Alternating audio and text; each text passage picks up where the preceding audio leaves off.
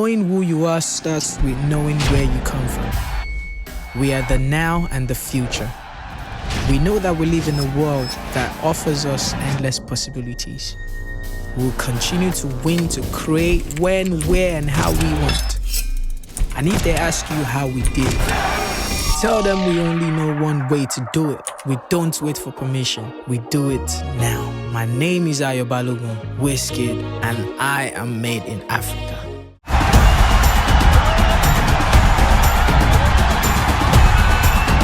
Greetings to you watching. Thank you for joining us. This is the Spotlight. Today's episode spotlights on interesting activities surrounding the Africa Cup of Nations. You won't want to miss this. Stay tuned.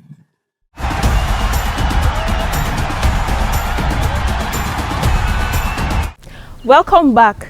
The opening match between Cameroon and Burkina Faso pulled the highest number of spectators so far. Our reporter spoke with some Burkinabe players and journalists who appreciated the opening ceremony. Let's hear them. The opening match against the host country is never easy. We started the game well. We scored the first goal after they equalized from the penalty spot, which in our opinion is questionable. And then they put in a second penalty, and it was not easy for us. But we will get over it, even if we are disappointed, and we will focus on the second game.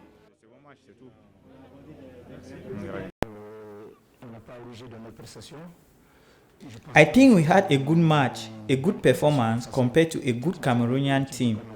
We competed with them on a game plan in a beautiful stadium and in front of a great crowd. But unfortunately, the only regret we can have on the match is not to have brought a point from this match. In terms of organization, this morning, we suffered to do the COVID-19 test, and in our team, we had 5 best players who tested positive for COVID-19. It is not really a worthy victory for Cameroon, but we will make up for it. We will win the cup and bring it back to Burkina Faso, whatever the case.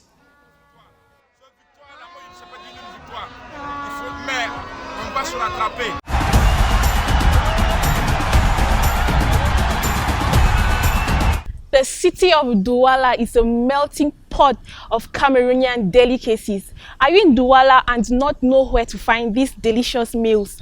Linda Malo takes us to visit some of these areas where we can find the tastiest meals. Cameroon is located at the crossroads between the northwest and center of the African continent. Its menu is therefore a representation of foods eaten by the Bantus, semi-Bantus, Shua Arabs, as well as the recipes inherited from their colonial masters, Germany, France, and England. This rich cuisine is available everywhere in Douala, which is Cameroon in miniature, as almost all of the ethnic groups have made a home in this beautiful coastal city. Cameroon has a diverse culture, and I come from the English-speaking part of Cameroon where we have a peculiar cuisine. For the general dishes that go through Cameroon that may have different names, we have kopsi. Okay, it has different names. We have achu that could be called taro because this, like I say, our meals are almost the same but with different names. We have achu, which we use just one finger to do it. We have eru, which Francophones may call it cock and prepared in a different way. We have kati, which is peculiar to the northwest region of Cameroon and very peculiar here. We've been trying to transform what the Nigerians may call ogon or tutanchot soup to put our own African Cameroonian spices. And a couple of other meals, we have banga, kwakoko, and banga soup, kwakoko, and the kanda sauce, kwakoko Bible, ekwang. We practically have everything that Anglophones do eat, and some dole, which is one of the most popular dishes here now. I'm talking about African foods, peculiar Cameroonian dishes. The hustle and bustle is real such that commuters sometimes find it hard in creating time to sit in a proper restaurant and savor the flavors. Most residents have turned to roadside vendors who offer fast food. The shawarma, an Arab delicacy, has found its way to the busiest part of Douala, Wrong Point Deido. My job here actually, I do the shawarma business. I do sell shawarma here. For the last 2 weeks, the business have ameliorated us. usual. It's not as it used to be. So we have more customers as usual. At every nook and cranny of Douala, both day and night, one finds a woman and sometimes a man lighting up the coal as their hungry customers quietly await the sizzling aroma that will soon emanate from the most popular roadside menu, the roast fish. I always come here to eat fish because they roast the fish so well, and the roaster name is Emil. He roasts the fish very well. When you eat it, the spices are so lovely. He knows how to roast it, and the spices is very nice. So when you eat the fish here, you enjoy it well. Always say fresh fish. They always say fresh fish. The place is very nice to eat fish. No one can go hungry in Douala. The prices and location cuts across every demographic. Whatever your income, age, preferences or palate, you will not only get it in Douala, you will enjoy it to the fullest.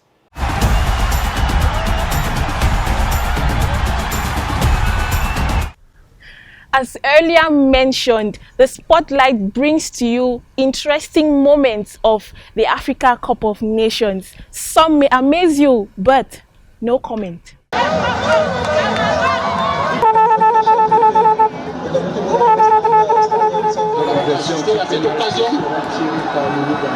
C'est une c'est lots of pressure and stress on his countenance. Long passing of the victory as the Cameroon can see 1 to 3. Hits it. Equalizer for Team Cameroon. 1 goal on either side.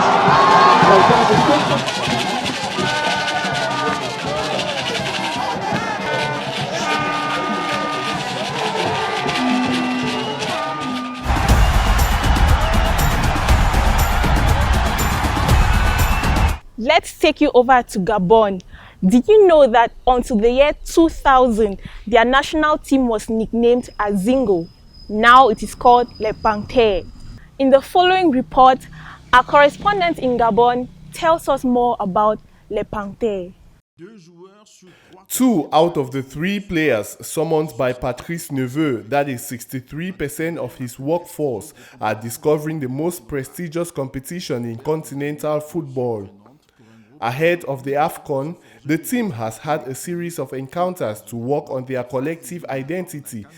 19 players out of the 30 present in Cameroon will have to rely on the most experienced players of the selection, namely Bounekele Manga and Pierre-Emerick, who in all have been in 10 Africa Cup of Nations.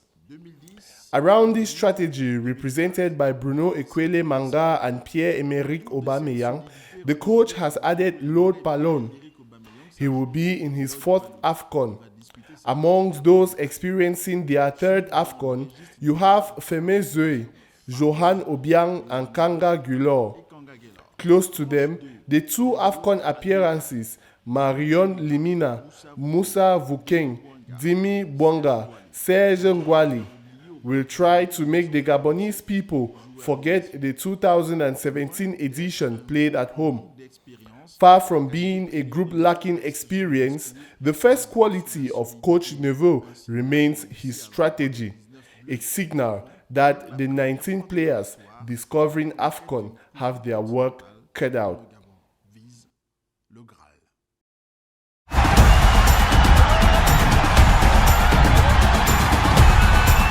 Gambia is taking part in this continental competition for the very first time. Let's take you over to Boya, where our correspondents tell us how they have been preparing for their very first game. The Scorpions of Gambia have made it to Boya, where they are lodged for their maiden AFCON participation. The boys of Belgian coach Tom Saintfield, who have been together since 2018, will attempt pulling yet another surprise after emerging top of their group during the qualifiers. They tussle in Group F as underdogs against Tunisia, Mali and Mauritania and are training at the Molikobni Sports Stadium. Gambian sport journalist in Cameroon for the Jamboree gives insight on their build-up to match day. That have 10 years of experience covering football.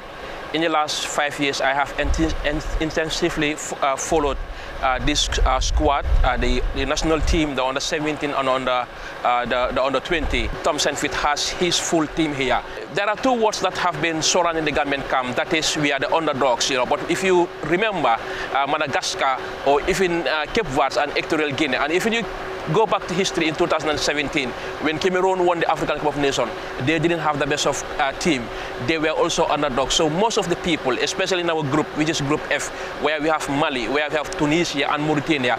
So the world doesn't know the Gambia, but we are confident and we will take that underdog tag positively. The radio host on Gambian Airways, out on duty for his first AFCON assignment, had this to say about the ambience in Group F host cities. As far as publicity is concerned, there are a lot of billboards across the country, and we have known Cameroon to be a country of football in the 80s and in the 90s. They have great historical moments in football, and they have great legends, Roger Milla, Samuel Eto'o, Rijabat Song. So Cameroon is a football nation, and I think us, the Gambian, and all over Africa, we are proud. There is a lot of ambience. We have foreign journalists, tourists coming and explainers coming. So I think there is a great mood so far in Cameroon. The Scorpions plan to sting when hostilities begin at 5 p.m. against Mauritania in the second game at the 20,000 capacity Limbe Omnisport Stadium.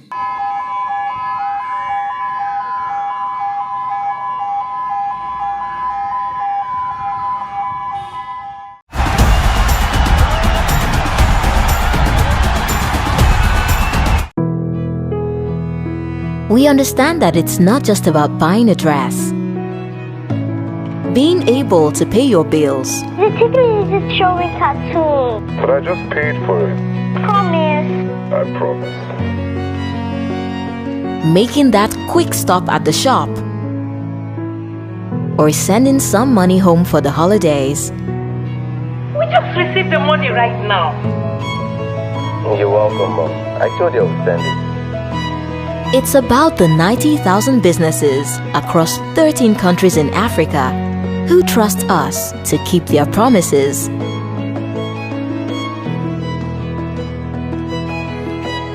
It's knowing that anywhere, anytime, anyway, you can always pay. Flutterwave, simplifying payments for endless possibilities.